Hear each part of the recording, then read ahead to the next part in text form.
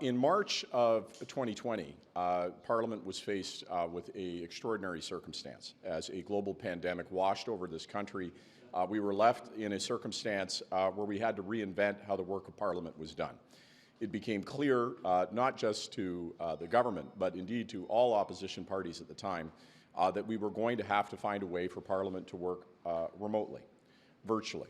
And that meant creating a host of new processes that have been the norm for Parliament over the last 3 years. In that 3-year period of time, we've dealt with very challenging public health circumstances. As the pandemic has ebbed and flowed, it meant that parliamentarians could return to the chamber, and unfortunately, sometimes it meant, as Omicron washed over us, that we had to leave the chamber again. But over the last year or so, we've settled into a new normal where we've been able to use the hybrid provisions of Parliament and be able to ensure that the government is accountable and present, but also that members of Parliament have the flexibility to be able to be in their ridings for important life events or very important constituency events. And so whether or not it's question period or whether or not it is committees or whether or not it is debate in the House, these provisions have worked well and have been used responsibly. Today, I had the pleasure of tabling the changes we are proposing to the standing orders that would render the temporary changes that were made during COVID permanent. I think this is an important moment for Parliament.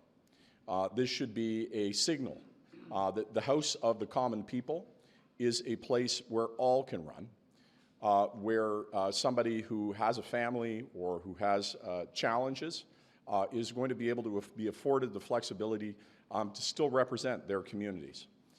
And I think that it will materially change those who look at public life, and I think it will materially change the way those that get the privilege to serve can still maintain their responsibility to their communities and to their families while responsibly addressing the needs of Canadians in Parliament. C'est un moment aujourd'hui tellement historique. Pendant la pandémie, c'était nécessaire de créer un système totalement différent. Pour la première fois dans l'histoire du Canada, c'était nécessaire pour le Parlement de travailler virtuellement. On a créé un système hybride qui marche bien. C'était possible de continuer avec notre travail ici au Parlement et aussi virtuellement. Et tout le travail au comité, au Parlement, ça continue et ça fonctionne bien. Et c'est important, l'ouverture de nouveaux processus s'assure que les nouveaux types de personnes peuvent considérer une vie publique. C'est possible d'entrer la vie publique sans les récupérations personnelles peut-être, et aussi de s'assurer que les responsabilités dans le comté peuvent être gérées. Et je suis prêt pour votre question. Je pense que ça sera la majorité, hein, c'est ça, pas l'unanimité? Maintenant, ce n'est pas l'unanimité.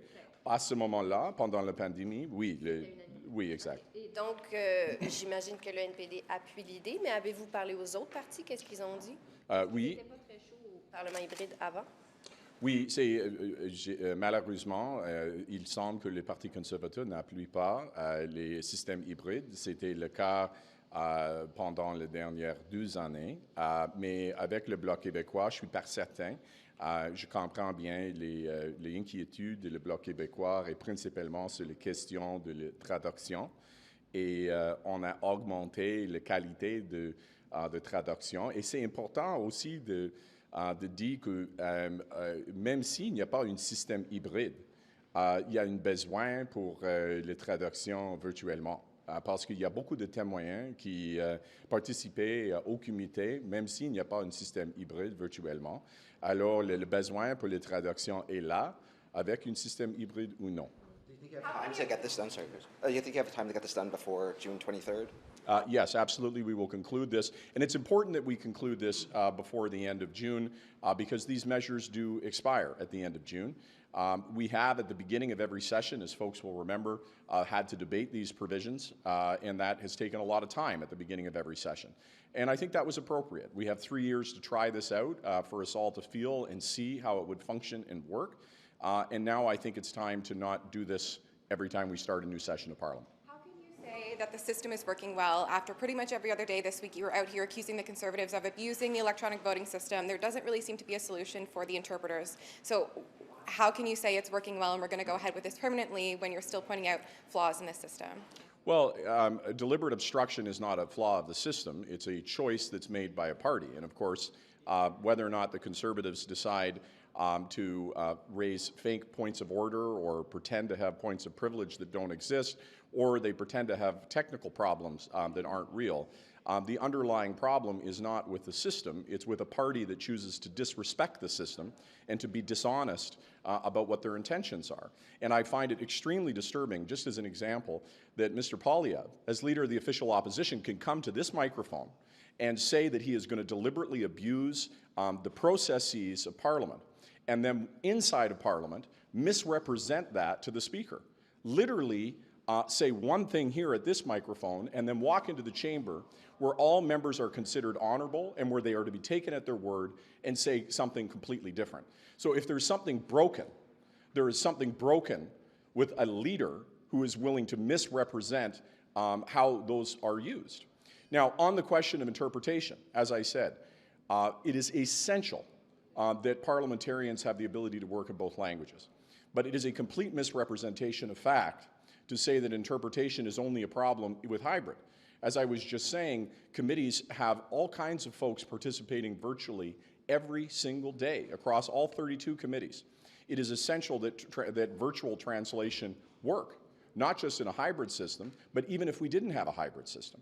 So that is a challenge facing Parliament. We have to be honest about that challenge. We are expanding the scope of our work. We're adding new committees. We're sitting often until very, very late.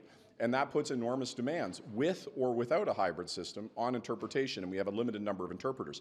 Now, with interpretation at distance, the Board of Internal Economy, working with House administration, has been finding good solutions. We've been able to meet the demands not only of Parliament, but of caucuses, and that's something that's going to exist with or without hybrid. And just on this thought of kind of taking this parliamentary precedent, you know, we haven't had hybrid for many, many years, and now you're deciding, you've been in Parliament a long time, to take this step of trying to permanently change the way Parliament does its business. Did you and the government have any pause, consideration about taking such a step, and what thoughts do you have about kind of this signal of a dramatic shift from how things have been done up until now and where you want to see them go? You know, let me talk about the dramatic shift that happened in my mind, and I'll talk about one of my closest friends, Arnold Chan, who loved this place, who gave his heart and soul to Parliament. And as he was dying of cancer, dragged himself into this chamber because he wanted to meet his responsibility to vote and be able to participate in Parliament.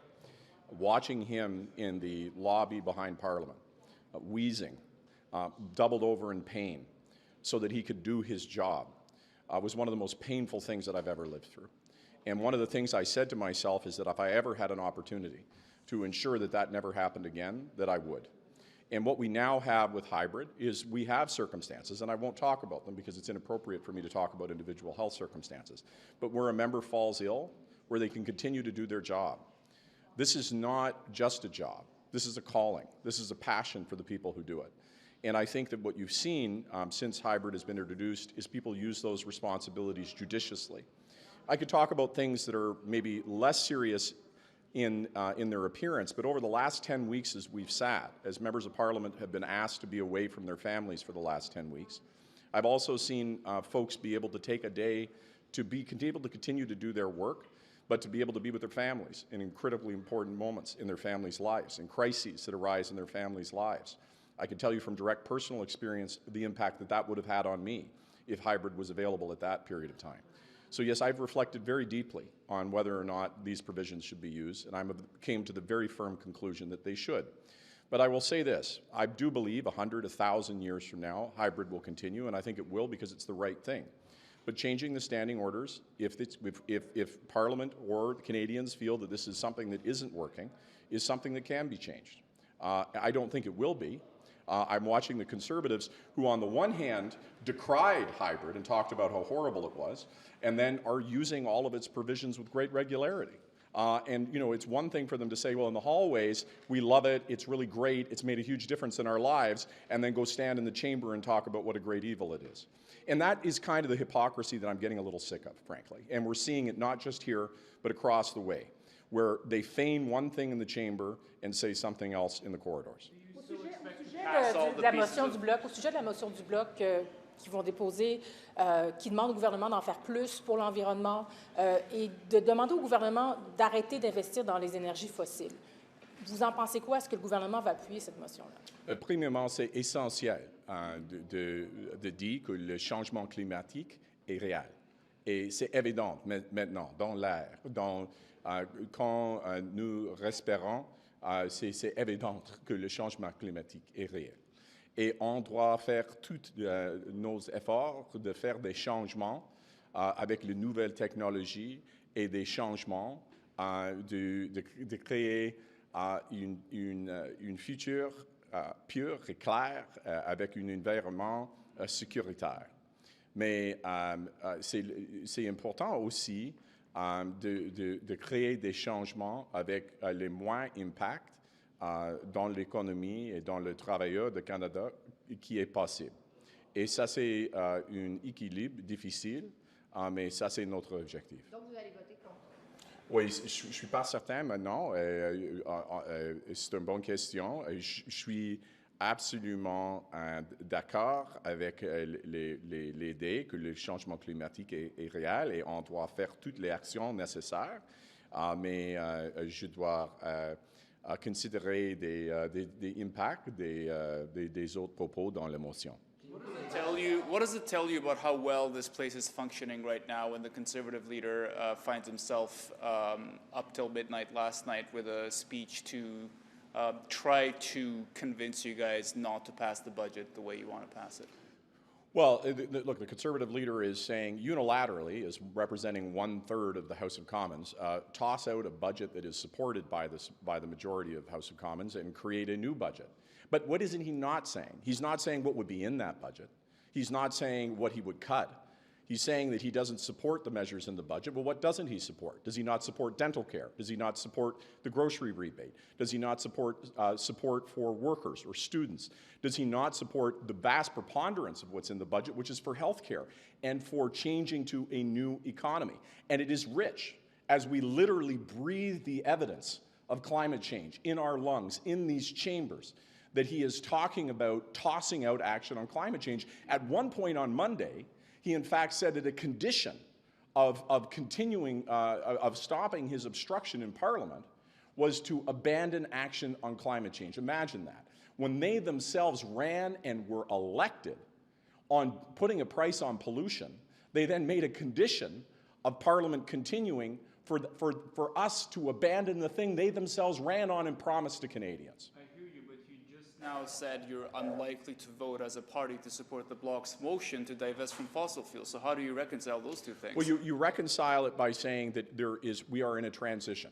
And that in a transition, one of the things we've been able to do is to see since 2019, pre-pandemic, which I think is a fair barometer of what was before and what is now, we've seen about a 25% reduction in our goal towards 2030. So the targets that we have in 2030, we're making very clear and direct progress. That we have to, and this is why the budget's so important, invest in the technologies of the future that are going to allow industry to transition from what is to what will be.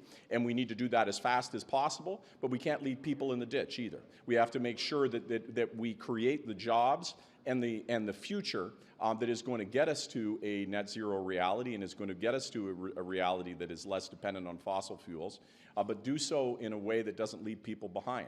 So we're doing that at full speed, and I think you are seeing the results. And the results aren't just important for what we're doing for the environment. The technology that is going to drive the elimination of carbon is going to make the internet look like a garage sale. There is economic opportunity here that is absolutely unprecedented. And if we are leading that technological innovation, which is exactly what the budget that the Conservatives are blocking is trying to do, if we can lead that, then we will create the jobs of the future and we will lead the new economy. And that's a position I think Canadians want us in. Can we just talk about the process real quick? So when is it being debated? When do you think you'll vote? So we're going to be debating next week. When the vote... Sorry, your thing. Yes, exactly. Okay. So Yeah. to go back to hybrid, we're going to be debating hybrid all next week. In terms of when the vote will occur, it's hard to say exactly because obviously we've seen a lot of tactics of obstruction from the Conservatives. That makes it difficult to know exactly when we can come to votes. But it's absolutely, I want to be absolutely clear. We are not leaving Parliament until we get hybrid adopted. Can you repeat that answer to our first question about working with other parties, if you've heard any of them are going to support this motion? Yeah, so we've, look, throughout this, let me go back to the beginning and to say that in 2020, when I was the whip and on the Board of Internal Economy and talking with other parties, when we created these provisions, one of the things that was, I think, really important is they were created with unanimity. All parties agreed, and they allowed us to create this system, all agreeing on how it should look and how it should function. Now, as we've moved along, parties have had different positions. The Liberal and the NDP have been clear that these provisions, we believe they work and should continue. The Bloc has largely centered their concerns around translation, which I've spoken to. I agree we have to get translation right, but it's something we have to get right writ large. It really isn't, because we have so many people every single day that are testifying virtually. We have to get that right writ large. The Conservatives have an opposition. Really, since we came out of the worst depths of the pandemic, they've been against this. As I say, it's a confusing position. I see their members using it all the time. They tell me that they enjoy these provisions, that it makes a big difference in how they do their jobs. But for whatever reason, their leadership has told them publicly they have to say that they're against it, and that's the position they continue to maintain. Do you think you'll still pass the 8 to 10 pieces of legislation you listed last week before the House, right? Yes, we're committed to, there's a lot of things there that are extremely important. When you look at codifying the child care agreements we made across the country in C-35, or you look at the benefit for folks with disabilities, or you take a look at the changes to the Canadian Environmental Protection Act. There's a lot of things that are in front of Parliament that need to get done. We've spent months not getting answers from the Conservatives on how many speakers they have, how much time they want to take with bills, obfuscating. Well, look, the time is up. Canadians expect action, and we will deliver, and we will stay until we deliver on those items. Looking to codify hybrid. Does that mean summer sittings, or are you expecting that? Well, I hear the Leader of the Opposition saying that he is ready to work through the summer, but on what, right? I mean, I think he has said that he wants a new budget, but it's not up to us. We've already presented a budget, and by the way, it's supported by the House of Commons. So he's saying he wants a new budget. Well, then what would you present, Mr. Poilievre?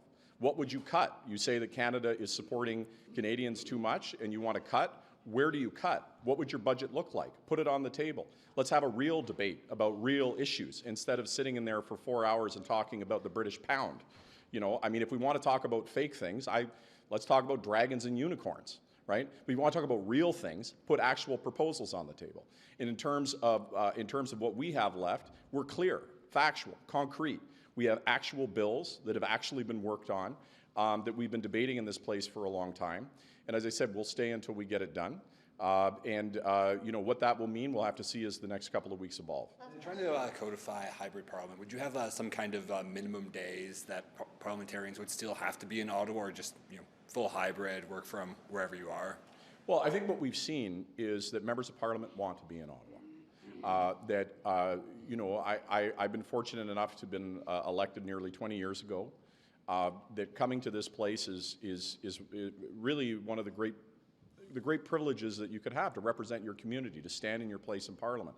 Parliamentarians want to be here, and that's been demonstrated. They have the opportunity to work virtually.